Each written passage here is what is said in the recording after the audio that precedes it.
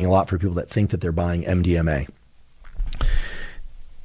The use of MDMA in the laboratory or in the clinical setting with pure MDMA has also been explored for the potential neurotoxicity of MDMA. So how would methamphetamine and MDMA be neurotoxic? Well, that's because they increase dopamine in the case of methamphetamine and dopamine and serotonin in the case of MDMA, and they do so to a very high degree.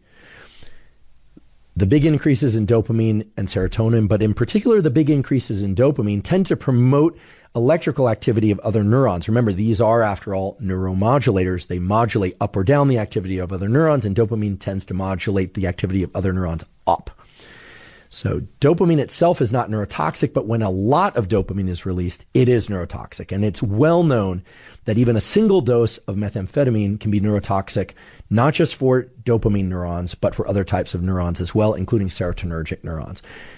Put differently, we know that the brains of people that take methamphetamine degenerate to a small or to a large degree, depending on how often they take the drug, how potent the drug is, and whether or not they combine it with other drugs. And yes, if you heard that combining caffeine with amphetamines can increase the neurotoxicity of amphetamines such as methamphetamine, that is true. If you've heard that taking caffeine within the hours or same day as MDMA can increase the toxicity of MDMA, that does appear to be true based on animal studies.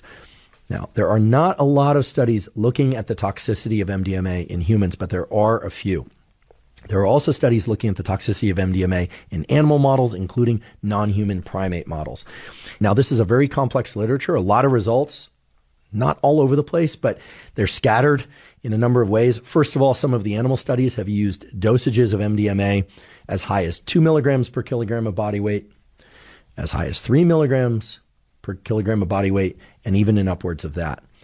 But even for the animal studies that used a range of dosages from 0.75 to 1.5 milligrams per kilogram of body weight, there is some evidence that in laboratory mice or rats, there can be some loss of serotonergic tone in the brains of animals that have been administered MDMA. Now, notice I said serotonergic tone. I didn't say serotonin neurons. Because of the way that MDMA works in encouraging or promoting big releases in dopamine, big releases in serotonin, it's not surprising that if the animals that were given MDMA are subsequently sacrificed, say later that day or the next day, or maybe even a week or 2 weeks later, and those brains are stained for proteins that are related to the synthesis or release of serotonin, it's not surprising that there would be reductions in those sorts of proteins, right? After all, a lot of dopamine and serotonin is released and it can be depleted. But I should point out, depletion of a neuromodulator in the short term is not the same thing as depletion of that neuromodulator in the long term, nor is it the same as loss of the neurons that release dopamine and serotonin itself. So there are data pointing to the fact that repeated administration of MDMA at dosages that are very much within lines with what we're talking about today, 1.5 milligrams per kilogram of body weight, can lower total amounts of serotonin or other proteins in the serotonin synthesis pathway, or dopamine or proteins that are in the dopamine synthesis pathway in specific areas of the brain related to reinforcement, related to mood, related to motivation, etc. However, the primate studies, or I should say the non-human primate studies, which are the sorts of animal studies that most closely mimic what one expects to see in the human brain, because after all, mice and the effects of these drugs in mice do translate to humans, but it's thought that non-human primates provide a model that's far more similar to humans. There, the data start to get kind of complicated in a way that suggests that MDMA might not be as neurotoxic as is thought based on the rodent studies. And this gets into a whole history of back and forth between different laboratories and governing bodies who are trying to keep MDMA illegal, as well as people such as the Sasha Shulgins of the world and people in the therapy community that are excited about the potential for MDMA becoming legal for the treatment of PTSD. And it really centers around one or two studies, both of which were published in very high-profile journals. And the one that I'll highlight, because the results are now very clear and conclusive, is a study that was published back in 2002, which was entitled Severe Dopaminergic Neurotoxicity in Primates After a Common Recreational Dose Regimen of MDMA or Ecstasy. This paper was published in the journal Science, which is one of the 3 apex journals for publishing scientific research. So there's Science, Nature, and Cell. Those are the top journals, the most stringent journals to get scientific manuscripts into. The paper received a lot of attention because, as you can imagine, based on the title, it suggested that even recreational doses of ecstasy, even if it's pure ecstasy and it doesn't have contamination from additional methamphetamine or other things in it, is neurotoxic to serotonergic and or dopaminergic neurons. This is largely where MDMA got the reputation for, quote unquote, putting holes in your brain. However, this study came under a lot of scrutiny for a couple of reasons. First of all, and I'm certainly not saying this, but it was argued that the authors of the study were perhaps trying to prevent the legalization of MDMA for the treatment of PTSD. As far as I know, there's no direct evidence that that statement is true, but you will actually find that in some of the scientific journals. In fact, I was able to find an editorial that was published in the Biomedical Journal in 2003, which argued somehow that Dr. Riquarte was accused of, quote, rushing his results into print because of legislation designed to curb ecstasy use before U.S. Congress. So, there were some connotations, or rather, there were some strong suggestions that there was a political backing to trying to get this study done quickly and into print and so forth. I don't think that ever really got resolved. What did get resolved, however, is that the very study in question was retracted. Okay, so the authors themselves published a letter of retraction that unfortunately is not as well recognized as the paper that stimulated this idea that MDMA is neurotoxic in primates. And keep in mind that we are human primates, non-human primates being the closest model to human primates that we are aware of. But to make a long story short, there were some issues of labeling of MDMA versus other drugs in the laboratory. There were some issues of mislabeling, all of which were eventually acknowledged by the authors of the study. And they concluded, in fact, they verified, based on some very detailed analysis, that what these monkeys were injected with was not actually MDMA, but rather was methamphetamine itself. So what's not often acknowledged is the retraction of the paper on neurotoxicity. And unfortunately, the neurotoxicity issue is often what's mentioned. Now, keep in mind, there are studies in rodents showing neurotoxicity of MDMA, perhaps even at recreational doses. But to date, at least to my knowledge, there don't seem to be any data in either non-human primates or in humans showing toxicity of MDMA at clinically relevant doses, provided it is pure MDMA. Now, I want to be very clear. I'm not saying that if you can get pure MDMA that you should take it or that it won't be neurotoxic. Certainly, we can expect that because of the huge known variation in dopamine receptors, in serotonin receptors, and of course, because of the known interactions between MDMA and other compounds, in particular caffeine, but also drugs such as cocaine or other stimulants, that some people might experience more toxicity to a given dose of MDMA compared to somebody else. And there's really no way to detect that susceptibility to neurotoxicity. Now, what we do know is that there are people in the general population that have taken a lot of MDMA, anywhere from 1 to 200 or sometimes even in excess of 400 doses of MDMA. And there now are studies that have explored the neurotoxicity and perhaps even more importantly, the neurocognitive and behavioral effects of taking MDMA either 0 times, 1 time, 5 times, 40 times, 200 times, et cetera, et cetera. And one of the, what I would consider landmark studies in this area is a study entitled Residual Neurocognitive Features of Long-Term Ecstasy Users with Minimal Exposure to Other Drugs. And those words, with minimal exposure to other drugs, is really key in the context of this conversation. Because as I mentioned before, interactions between drugs, what's called polypharmacology, can create neurotoxicity. It's unclear if MDMA is neurotoxic, but we know methamphetamine on its own is neurotoxic. We also know that people often will combine MDMA and methamphetamine. We also know that a lot of so-called MDMA out there is mostly methamphetamine with only a little bit of MDMA. So a study of the sort that I'm about to describe, where it is essentially confirmed that people were taking pure MDMA and not taking any other drugs, is of immense value. This study has been a little bit controversial In fact, I've talked about it before. I talked about it on the Joe Rogan podcast. I've talked about it briefly with a guest on this podcast, Dr. Nolan Williams, who's a triple board certified physician, psychiatrist, and neurologist at Stanford School of Medicine. And it's an interesting study and a little bit controversial because it relied on a population of people who have taken MDMA anywhere from 1 to 200 times and who've not taken any other drugs, including caffeine. And the population in mind here is a population of people living in Utah who self-identify as members of the Church of Latter-day Saints, sometimes referred to as Mormons, sometimes referred to as LDS or of the Church of Latter-day Saints. The Church of Latter-day Saints, as I understand, does not allow for taking of certain compounds, certain drugs, certainly most recreational drugs, alcohol, even caffeine. And I'm sure there's some variation on some of those themes depending on where people live and the certain communities that they happen to be in. I am in no way, shape, or form declaring that I'm an expert on Latter-day Saints. I have a couple of friends who are LDS, happen to be very nice people. As far as I know, they were not the people in this study. But this study really emphasized ecstasy users, as they're called, who have not taken other drugs, who self-identify as LDS. And the major takeaway of this study was that for moderate, meaning people who have taken ecstasy anywhere from 22 to 50 times in their lifetime, as well as heavy users of MDMA. So these are people who have taken MDMA anywhere from 60 to 450 times in their lifetime. There was little evidence of decreased cognitive performance in standard assays for cognitive performance.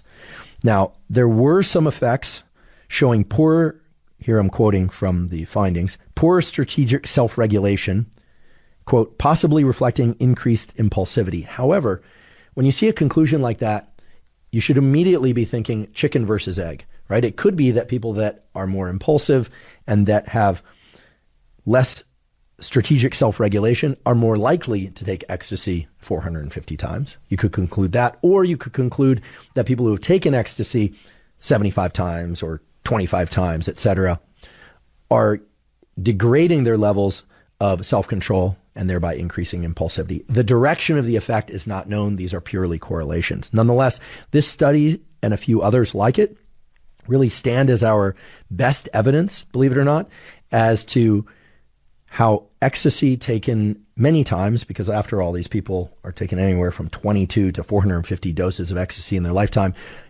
is producing severe detriments in cognitive performance, and that simply does not appear to be the case. Now, unfortunately, there are no data looking at the brains of these individuals, looking at, for instance, which brain structures are active or less active, or perhaps even looking at levels of serotonin or dopamine, all things that can be done with positron emission tomography imaging, functional MRI, etc. Hopefully those studies will be done in the not too distant future. But if we were to just take a step back from all the data in mice, in rats, in non-human primates, the retraction of the study in non-human primates, which showed that the primates that showed neurodegeneration were not given MDMA, as was thought by the researchers, but rather, as later was acknowledged, were actually given methamphetamine. And we take into account these moderate and heavy users of MDMA who, as far as we know, are being honest and haven't taken any other drugs. And we look at the clinical studies where people who have never taken MDMA are given 1 or 2 or 3 defined doses of pure MDMA. We'll talk about those studies in a moment. I think the gestalt, the top contour, the overall view of those studies is that provided it is pure MDMA and provided the individual is not consuming other drugs which have the potential to be neurotoxic, and provided that it's being done in a controlled clinical setting, the risk for toxicity seems quite a bit lower than the popular press has promoted. And yet there is still the risk of neurotoxicity if people are taking high doses of MDMA or taking it very frequently, or certainly if they are taking it in conjunction with other drugs, or I should say, or taking MDMA in settings that can promote neurotoxicity. And the settings I'm referring to are any settings in which blood pressure or body temperature have the propensity to be greatly increased. Every study in mice, in non-human primates, and in humans in which MDMA is administered has observed significant increases in blood pressure and heart rate. MDMA is, after all, a psychostimulant. It's a sympathomimetic. Talked about sympathomimetics and what that means in the episode on Adderall and Vyvanse and ADHD. But basically, it's ramping up the activity of the sympathetic nervous system, which is your fight or flight system. Okay, this is why people who take these drugs get big pupils, big pupils of the eyes. This is why they feel agitated. They want to talk a lot. They feel like they want to move a lot. This is why people take it to dance at raves, etc. But when people take sympathomimetics, whether or not it's MDMA or amphetamine or cocaine or even caffeine, there's an increase in blood pressure and heart rate, but also body temperature. And if that's done in an environment in which there's very little temperature regulation, so people aren't, for instance, drinking enough fluids and electrolytes, it's very hot in the room, you can get neurotoxicity based on temperature effects. And that's because serotonin and dopamine also act on the so-called medial preoptic area of the hypothalamus, which is involved in temperature regulation. If you're curious about temperature regulation, I covered a lot of that in the episodes of the Huberman Lab podcast on deliberate cold exposure and deliberate heat exposure.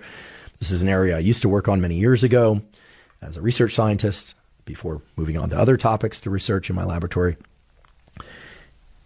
Big increases in body temperature are not good. The body, and in particular your brain, can tolerate decreases in body temperature that are pretty robust, and you can still stay safe. You're not going to kill neurons. But even an increase of 3 or 4 degrees in body temperature can start to kill off neurons. So when thinking about the potential neurotoxicity of MDMA, the conditions, that is the environmental conditions, the behavioral conditions under which somebody takes MDMA, are vitally important, at least important, I would argue, as any other compounds they might be ingesting with MDMA. So that's something really serious to consider. So if somebody says MDMA puts holes in your brain, you would be correct in being skeptical, or at least giving them some counter arguments for that statement. But if somebody says MDMA is not toxic, well, then you would be equally valid in saying, wait, but we need to think about the conditions under which MDMA is being taken. Is it pure MDMA or is it mostly methamphetamine? In which case it would be very toxic. Is it MDMA alone or in conjunction with caffeine within that same 24-hour period? Is it MDMA while moving around a lot or being outdoors or being in an environment, perhaps a rave or dance type environment where temperature is going up? Well, in that case, it could be very neurotoxic. So pharmacology of MDMA counts, but so does polypharmacology, the ingestion of other compounds, not just during the MDMA session, but also in the 24 hours before and after that MDMA session. And behaviors will certainly impact temperature, which will impact whether or not MDMA is neurotoxic or not. And despite my efforts, I couldn't find out whether or not the LDS community has officially sanctioned the use of MDMA. Certainly that's one possibility, but I have no evidence for that. Or rather, whether or not certain people within the LDS community have allowed themselves, given themselves permission to use MDMA, and they are not using other drugs. What I do understand to be the case is that people within the LDS community are discouraged from using drugs like caffeine or cocaine or alcohol. And this particular population of people that was explored in this study self-identify as LDS and self-identify as having taken MDMA anywhere from 22 to 450 times. But where they got permission for that, whether or not it was from someone else or from themselves, I do not know. What I do know is that within the acknowledgments of the paper, there's actually a thank you to the person that identified this, quote, unique population for our study. So I welcome you to take a look at the paper. And if any of you know more about if and how a particular subgroup within the LDS community is allowed to take MDMA, perhaps you want to put those in the comment section on YouTube. Before moving to our discussion about what MDMA is doing and the effects that people are seeing in the clinical studies for the treatment of PTSD, which, by the way, are extremely exciting. I can't wait to share these data with you. I do want to touch on something that anyone who's heard about MDMA or perhaps used MDMA is familiar with, and that's the so-called crash that people experience after MDMA.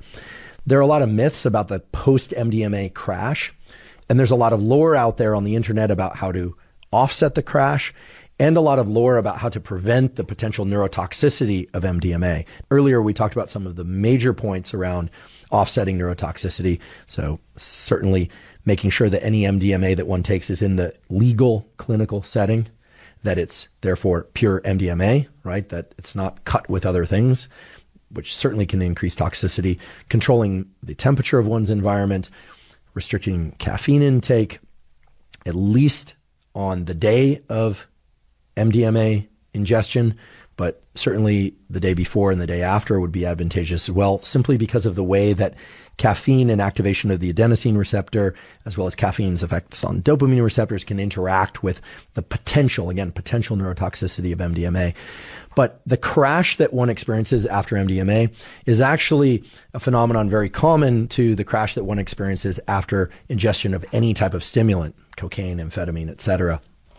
And the crash that we're referring to is a drop in mood, increase in lethargy, feelings of lack of motivation. Many people have wrongly assumed that the crash was due to, quote unquote, depletion of serotonin or depletion of dopamine, or maybe even death of serotonergic and dopaminergic neurons. And while certainly that could be the case, it's very unlikely that that would be the case in the immediate 24 or 48 hours after MDMA ingestion.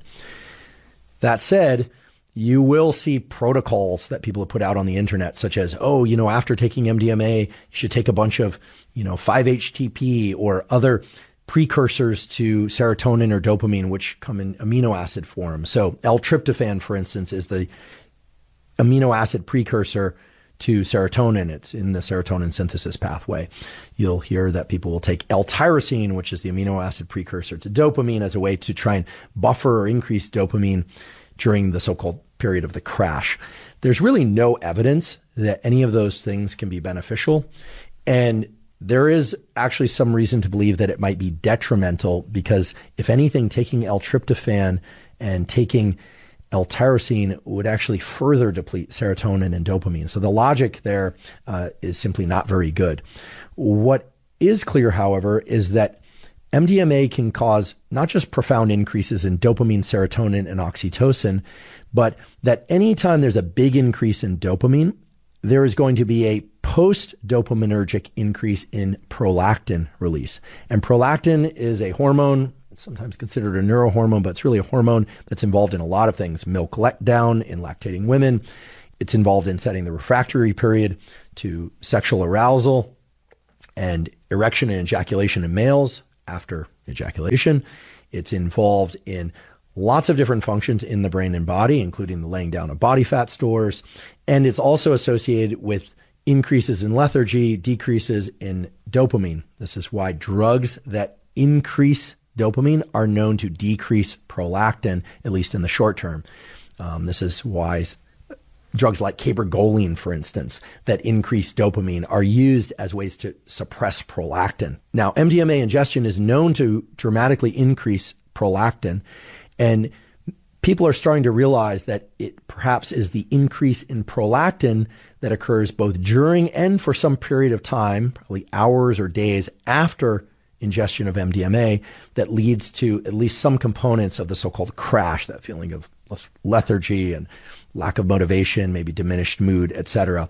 And for that reason, some people have started to explore the use of things like P5P, which is essentially a metabolite of vitamin B6, which is known to suppress prolactin as a way to try and buffer some of that crash. To my knowledge, there are no human data yet exploring the use of P5P or other vitamin B6 derivatives or cabergoline or things of that sort to reduce prolactin in a controlled, standardized clinical trial kind of manner. But I've spoken to some of the clinicians that are using MDMA legally within the context of the treatment of PTSD. And this is an area that's starting to receive some additional attention. So I just mention it briefly here because, for instance, there's a lot of ideas out there that people should be taking L-tryptophan, they should be taking L-tyrosine, they should be taking magnesium, other things, et cetera, after taking MDMA in order to recover from the post-MDMA crash more quickly. But it's really the increase in prolactin, which speaks most directly to the subjective effects of the so-called crash.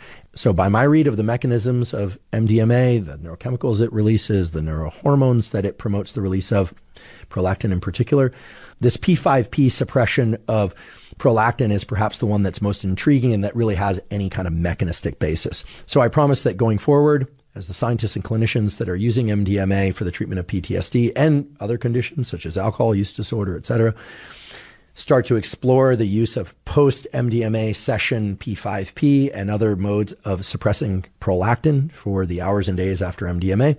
Promise to update you on those findings. Throughout today's episode, I've been referring to clinical studies, that is, clinical trials, exploring the use of MDMA in order to augment treatment for PTSD. So let's just take a moment and talk about what PTSD is. PTSD is post-traumatic stress disorder. Trauma is anything that modifies the brain to function less well going forward. You can have physical trauma, you can have emotional trauma.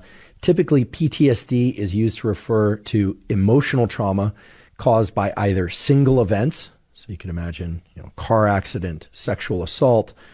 These could be first-person experiences, so things that happen to somebody that leads to trauma and then PTSD. These can also be third-person events where someone observes something that is traumatic to them. Maybe somebody being killed, dismembered, any number of different things that could be very traumatic in the immediate and long term. And of course, PTSD need not be caused only by single event traumas, but by multiple event traumas, entire relationships, entire childhoods, wartime experiences, combinations of different traumas, and on and on. There are so many different forms of trauma. If any of you are interested in trauma and its treatment, I highly recommend the book Trauma by Dr. Paul Conti. He's an MD, medical doctor, psychiatrist. He was featured as a guest on this podcast. He's been on a number of other prominent podcasts. We will provide a link in our show note captions to the book Trauma. I consider that book to be the best book in terms of describing what trauma is and isn't and how it leads to PTSD. It also describes some of Dr. Paul Conti's own experiences with trauma and his own treatment of trauma in his patient population, which is quite wide-ranging: men, women, young people, older people, and a variety of traumatic experiences. So excellent book for those of you interested in trauma. Now, the treatment of trauma has been met with some degree of success through quality talk therapy. Let's define quality talk therapy in the way that Dr. Paul Conti did on this episode. That's talk therapy for which the patient, sometimes referred to as the client, but more traditionally referred to as the patient, and the therapist, so a psychologist or psychiatrist, has good rapport. And as a consequence of that rapport, there is the feeling of support, that there is a safe place in which to explore the trauma and what's happening in one's current life in order to understand how that trauma is fitting into adaptive and maladaptive behaviors and emotional states. Now, in addition to rapport and support being critical, there's a third component of effective talk therapy for trauma, which is insight, or one's ability to come to an understanding of why one feels the way they do, and to link that to some larger context that brings about some degree of relief. And that's where things start to get a little bit abstract. And that's also where we start to see that while trauma therapy in the form of talk therapy can be very effective, about half of people that undergo talk therapy and talk therapy alone for the treatment of PTSD achieve no long-lasting relief of symptoms, and an even smaller number of them undergo complete remittance of their PTSD. Okay, so their symptoms can lessen, they can get some improvement, but that improvement is often slight or is transient. And for those that do achieve relief, it's often not complete remission of the PTSD itself. Now, in addition to talk therapy for PTSD, there is, of course, prescription drug therapies. And most often these fall under the category of SSRIs, selective serotonin reuptake inhibitors. And it's well known that SSRIs can be, in limited circumstances, effective for the treatment of PTSD. It has been shown, for instance, that as many as 40, maybe as many as 60% of people that take SSRIs for the treatment of PTSD get some symptom relief. Now, that is not to say that SSRIs don't have side effects. They can have side effects. Some of you are probably familiar with these side effects. Things like blunting of libido, blunting of appetite, or increases in appetite in some cases, disruption of sleep-wake rhythms, motivation, etc. So there's often an exploration for the so-called minimal effective dose that provides some symptom relief to PTSD, but that doesn't introduce unwanted side effects. And of course, there's a third situation where people are taking SSRIs and doing talk therapy for PTSD. And what's very clear is that anytime you add quality talk therapy to a drug treatment, you're going to improve the outcomes for that drug treatment. The reverse is not always true. It's not always the case that adding prescription drug treatment to talk therapy improves outcomes for talk therapy, although that has been observed in a number of studies. Now, the whole idea of exploring the use of MDMA for the treatment of PTSD stemmed from the fact that even in people who are getting quality talk therapy, and again, we can define quality talk therapy as good rapport between patient and clinician, as well as feelings of support, as well as potential insight. And even when SSRIs are combined with that quality talk therapy, there's still a large number of people who simply do not achieve significant or long-lasting relief from their PTSD, and an even fewer number who go into full remittance of their PTSD. That is, despite being diligent and hardworking in their talk therapy, despite the therapist being very committed, despite the use of SSRIs in conjunction with that talk therapy, those people often still qualify as having PTSD. And the goal, of course, is for somebody to receive treatment that allows them to no longer meet the criteria for having PTSD. Not just in terms of a clinical evaluation, but that they themselves report feeling much better, not feeling overwhelmed with the symptomology of PTSD. Now, the symptomology for PTSD is vast, and it's far too vast to go into a lot of detail right now. I think most people are familiar with the stereotyped example of PTSD. This is the soldier that comes back from overseas that has been in gunfights or in battles of different kinds, has likely seen casualties and severe injuries, and that upon return to a safe environment is still experiencing a lot of anxiety and sometimes panic attacks that occur seemingly at random, or that can be sparked by, the classic stereotyped example is, a car backfires and then the person suddenly feels as if they're back in battle. That sort of thing does happen, certainly, but there are a whole other category of symptoms of PTSD, which include dissociative symptoms of PTSD. People who have PTSD from very intensely traumatic experiences that are checked out. They don't feel like they can engage. They have brain fog. They are distracted. They go from feeling anxious to feeling exhausted. They have sleep issues. Not surprisingly, then, people with PTSD of either the dissociative type or other symptomology of PTSD. And keep in mind that one can have both dissociative and non-dissociative symptoms of PTSD, such as anxiety and panic, are at a far greater risk of substance abuse. So the current estimates are that people with PTSD, no matter what type of PTSD, dissociative symptoms or otherwise, panic attacks or both, are at a much greater risk of having addictions to either illicit drugs or prescription drugs or both. So things like alcohol use disorder is very common in people with PTSD. Opioid use disorder is very common. Stimulant use disorder, and on and on. So people with PTSD suffer at a number of different levels. And there are all these what are called comorbidities with PTSD, including addiction, but also depression, anxiety. And so you can start to see how PTSD sets up a whole cascade of things that make living life extremely problematic at the level of basic relationships, functioning in the workplace. And even when mental health appears to be in check, oftentimes people are holding a lot in, so they have cardiovascular and cerebral vascular deficits that cause a lot of problems in their immediate and long-term physical health. So PTSD is a very serious issue. The current estimates are that as many as 8% of people in the United States have PTSD. And again, the estimates around comorbidities range anywhere from 17 to 46, or as high as 65% of people with PTSD having comorbidities for other mental health issues and addiction in particular. So finding lasting relief to PTSD is extremely important, and made even more important by the fact that many people with PTSD sadly end up committing suicide. So suicide rates are far greater in people with PTSD. The exact rates of increase in suicidality in people with PTSD are a little bit hard to arrive at in the statistics because of all the comorbidities, but suffice to say that suicide is far more likely in people with PTSD, along with all the other issues that PTSD brings about. Now, PTSD creates all the problems that it does, largely through changes in brain circuitry as well as neural communication between the brain and body. Many people have perhaps heard of the book, The Body Keeps the Score, which is a very successful and popular book about the idea that trauma can be, quote unquote, stored in the body. To be clear, traumas can't actually be stored in the body. You don't actually store memories in the body. What you store are activation of neural circuits that include brain and body, and they all seem to center back into the insula, that structure that we talked about earlier, this structure in our brain that has a map of our body surface. So contrary to popular belief, we don't store memories in the body or trauma in the body in a way that, for instance, working out a knot or a pain in one's lower back will relieve the trauma. It sometimes can activate a memory of the trauma, but when one is doing that, what you're really doing is activating neural circuits that reside within the brain, within the insula, that correspond to sensations within the body.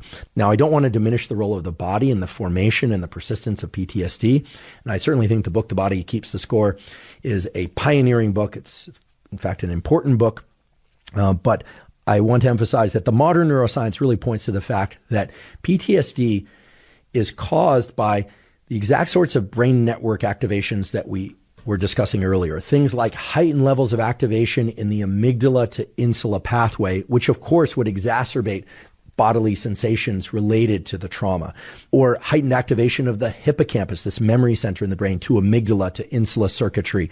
Now, therefore, it should come as no surprise that if MDMA can reduce the levels of activity in the hippocampal to amygdala to insula circuitry, and can do so both while someone is under the effects of MDMA, but then lead to persistent, long-lasting reductions in the activation of those brain networks, well, then it stands to reason that MDMA could be a valid therapeutic for the treatment of PTSD. And of course, this has been explored.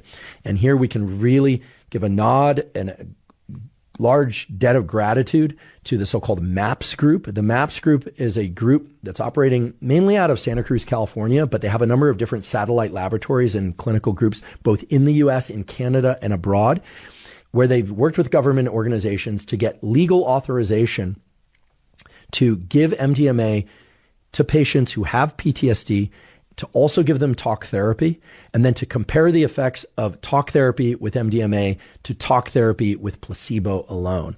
And there are about 3 to 5 studies in this area now that stand as large-scale clinical trials that are showing what can only be described as remarkable results for the treatment of PTSD.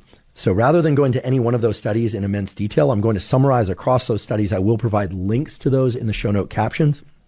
The 2 that I think are most interesting are the study entitled MDMA-Assisted Therapy for Severe PTSD, a randomized double-blind placebo-controlled phase 3 study, as well as the study entitled The Effects of MDMA-Assisted Therapy on Alcohol and Substance Use in a phase 3 trial for the treatment of severe PTSD. So as the title suggests, both clinical trials involve giving people talk therapy and MDMA, or talk therapy and placebo. I'll talk about exactly how that was done in a moment. And then to look at relief of PTSD symptoms, but also relief of some of the addictive symptoms that are commonly associated with PTSD. So just to give you an overview of what's happening with these trials and why there's so much excitement and why we really are on the cusp of legalization of MDMA for the treatment of PTSD in the sorts of clinical contexts I described. When people are given just talk therapy alone or talk therapy with SSRIs, they will often, as I mentioned earlier, experience reductions in their severity of PTSD symptoms, and rarely they will experience complete remittance of their PTSD. That is, they will no longer qualify for PTSD after receiving a number of talk therapy sessions. So let's compare that to what happens when people do talk therapy in conjunction with MDMA. And I'll explain exactly what that means in a moment, but it essentially means taking MDMA while doing talk therapy. However, this is a very important however, the people who are taking MDMA in these trials have already done talk therapy without MDMA. Then they're doing talk therapy under the influence of MDMA, and then they are doing sessions of talk therapy not under the influence of MDMA. And the entire time they're doing that with the same 2 therapists, okay? In the placebo group, people are doing talk therapy with 2 therapists, but they're not taking MDMA. Okay, so they're doing the same number of therapy sessions, but they're not taking MDMA. So to just get to the key numbers first, the overall rate for clinically effective response to MDMA-assisted therapy is 88%. That's what's emerging from these trials, versus 60% for the placebo and therapy alone. So on the face of it, you might say, okay, wow, 88% of people who do talk therapy, and here I might as well just finally explain how this is done. patients are selected because they have PTSD. They meet the clinical criteria for PTSD. They do 3 90-minute therapy sessions with 2 therapists talking about their PTSD symptoms, talking about, to the extent that they can, the incident or incidents, the life events that led to that PTSD. None of that is done under the influence of any drug. Okay, so everyone in the experiment does that. Then the group divides into 2, where half are taking MDMA. They take that 3 times. During those 3 times, they are also receiving therapy sessions with the same therapists that they were working with before they took MDMA. The first session, they're taking 80 milligrams of MDMA and then a 40 milligram booster about an hour and a half to 2 hours in. The second session, they are taking a higher dose of MDMA. It's 120 milligrams. And then if they elect to, they can take a 60 milligram booster about an hour and a half to 2 hours into the session. And then there's a third session where they take, again, 120 milligrams of MDMA and have the option to take a 60 milligram booster about an hour and a half to 2 hours into the session. Again, anytime they're on MDMA, they have therapists there that they're talking to about their trauma. They are either spending time with their eyes closed, lying down, sometimes in an eye mask, and thinking about the trauma, thinking about their current state and experience, also thinking about what happened before. Then they're exiting the eye mask or talking to the therapist. The therapist is taking notes, asking questions. Remember, they've established a strong rapport, supportive relationship with these therapists prior to taking MDMA in the therapy session. And then they also undergo 3 90-minute therapy sessions with the 2 therapists, spaced 1 week apart after the final MDMA session. Now, those that were placed into the placebo condition do everything exactly the same as I just described. So 3 90-minute sessions as prep, then 3 8-hour sessions with those 2 therapists, and then 3 90-minute follow-up sessions 1 week apart. But they take a placebo, not MDMA. So you can see that in these so-called MAPS studies, these clinical trials for PTSD, the conditions are very similar except for the inclusion of the drug MDMA. So those rates of success with talk therapy and MDMA, again, overall rate for clinically effective response to MDMA-assisted therapy was 88% compared to 60% for therapy and placebo.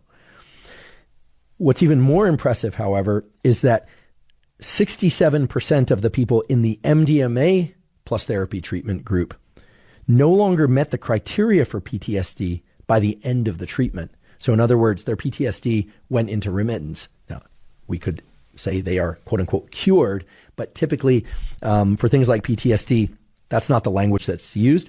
Rather, what's used is statistical evaluation of how the different symptoms like dissociation or anxiety or sleep disorders are explored.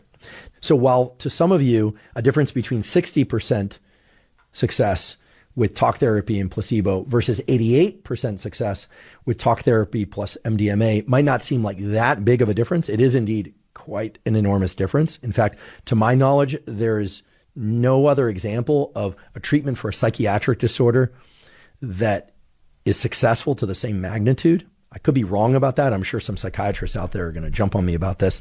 And please do. I would encourage you, if you are aware of any therapy plus drug treatment that is effective at rates of greater than 88% for the treatment of a major psychiatric disorder, please do put that information in the comments on YouTube, and perhaps a reference to a study would be even better. But even if not, just put a reference to that.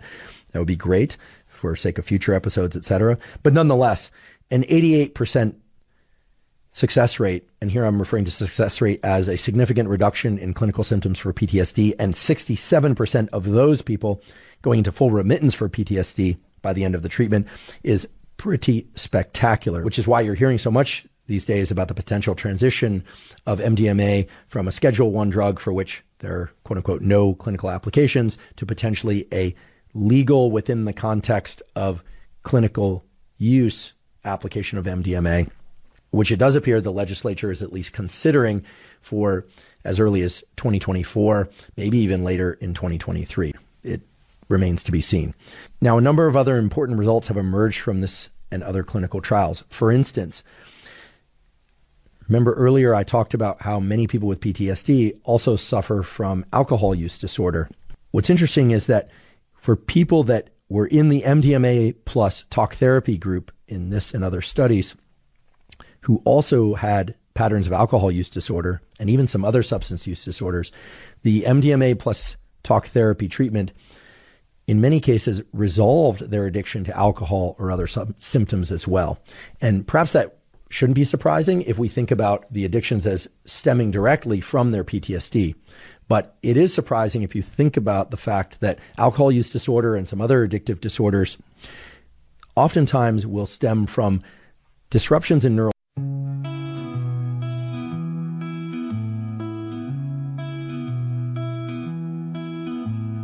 We were young, wild and free, chasing dreams by the sea, echoes of a distant melody.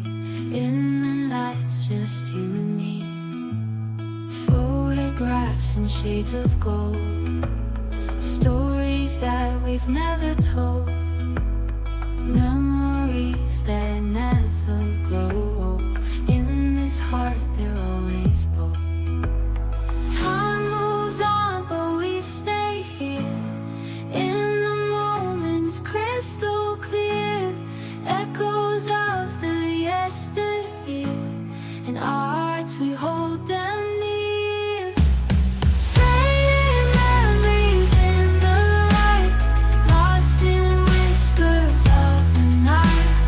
In the silence we take flight, holding on to what feels right.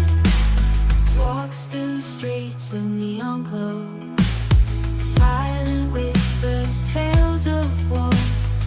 In the dark our secrets show. In this art our love grows. Time moves on, but we stay here.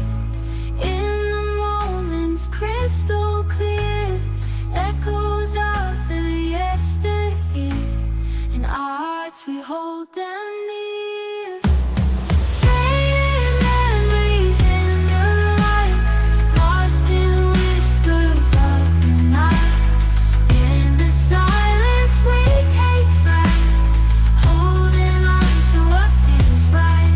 In the twilight, shadows play, awful whispers, tales of woe. In the hearts we find our say, in the dawn we'll never stray. Fading memories in the light, lost in whispers of the night. In the silence we take flight, holding on to what feels right. As the days turn into years, through the laughter, through the tears. In the echoes all our steers, in these dreams we face our fears.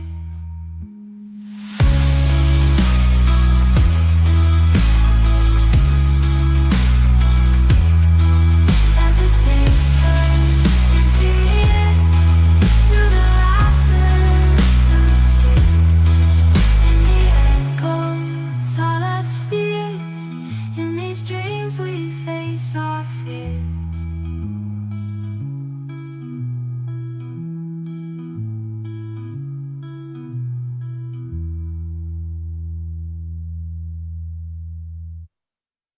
Circuitry that are the same disruptions in neural circuitry that occur in PTSD, but often are the consequence of entirely other brain wiring phenomenon. What I'm saying here is that just because addiction and PTSD are often comorbid with one another, it is not necessarily the case that treating and resolving PTSD would resolve the alcohol or substance abuse disorder, and yet that seems to be the case often, not always, but often in these successful treatments of PTSD. So that's very exciting. Some of the other particularly exciting results from these clinical trials on MDMA plus talk therapy is that the dissociative form of PTSD has traditionally proved to be especially hard to treat. And that's thought to stem from the fact that successful treatment of PTSD, whether or not it's by talk therapy or talk therapy combined with SSRIs, or talk therapy combined with any drug treatment or behavioral treatment like EMDR, eye movement desensitization reprogramming, or other forms of treatments that are designed to rewire neural circuitry, almost always involve the patient getting very close to, or at least reporting, the traumatic experiences in a lot of detail. And you can imagine why, for somebody who's dissociating from that very experience, who's quote unquote checked out and can't really seem to access the emotional states and the memories because they're blocked off from them, or because they're unwilling to access those memories and really think about the full emotional capacity of those memories, that it would be particularly hard to bring them through any kind of treatment for PTSD. So it appears that MDMA, in providing this pro-social, empathic, again, empathic for others and empathic for self, chemical and mental environment, as well as the presence of two trusted therapists, which one has a really good rapport, allows patients with PTSD to really get close to those experiences that were traumatic, to talk about them and to think about them, and in many ways to reframe them in a context that often involves empathy for others and empathy for self. Now, here we're not necessarily talking about forgiveness of perpetrators, although that's sometimes the case, that people will forgive the person that inflicted the trauma on them. But more often than not, it's about tying their feelings of trauma and their feelings of depression, anxiety, dissociation, etc., to some sort of larger context that allows them to see themselves in the role of agency, to be in the role of knowing that, yes, these things happened, and yet by getting close to the emotional load of those things and really being, in many ways, unafraid to get close to the emotional load of that and having support around that, that the emotional load seems diminished, and that they experience the emotional load of those experiences as diminished both within the MDMA treatment session and afterwards for long periods of time. So essentially what happens is these people feel that what once burdened them, they can still remember, but it no longer burdens them. It no longer feels like it's in their body and in their mind, or on loop or on repeat in a way that's invasive, in a way that interferes with other aspects of normal functioning. So when one hears about these kinds of results, and when you hear about some of the patient reports, and I invite you to do that, you can go to the MAP site, which, by the way, is recruiting subjects for these clinical trials. And you'll also find reports of individuals who participated in these clinical trials. And of course, we will provide links to these incredible clinical trials that MAPS has spearheaded. What you find is that the combination of MDMA and talk therapy in many ways is not about the drug having a particular effect. It's really about the drug having a particular effect that allows the motivations and the results of talk therapy to really be heightened. And I think that's a really key point to make, because up until now, we've really been talking about the neurochemistry of MDMA, the potential toxicity or lack thereof of MDMA. We've been talking about the brain networks, et cetera. But when one thinks about the valid clinical use of MDMA for the treatment of PTSD, and I should mention, it also had some success in dealing with not only alcohol use disorders and other use disorders associated with PTSD, but also relieving the depression associated with PTSD. So now MDMA is being explored for treatment of not just PTSD, but also for depression, for alcohol use disorder, and for eating disorders as well. MDMA seems to be a compound that produces the right kind of subjective and neurochemical milieu in the brain that allows therapy to be that much more potent within a limited number of sessions. And when one thinks about the cost of mental health care, you know, how expensive it is to get therapy over and over and over again, which in ideal circumstances, people are able to do that either by way of insurance or by their own finances, or, you know, I don't want to say that the cost of therapy should be reduced, because, of course, therapists have to survive also.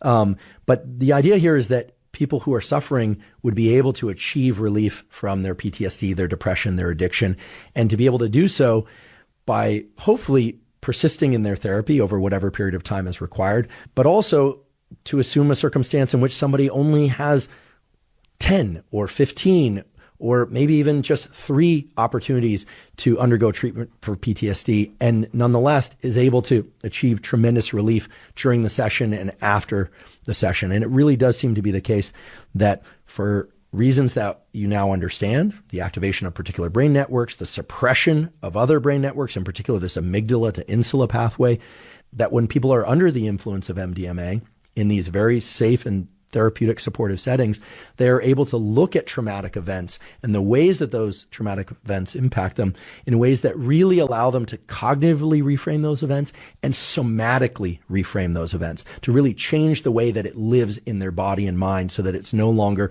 invasive, and then they can go on and lead productive, adaptive lives.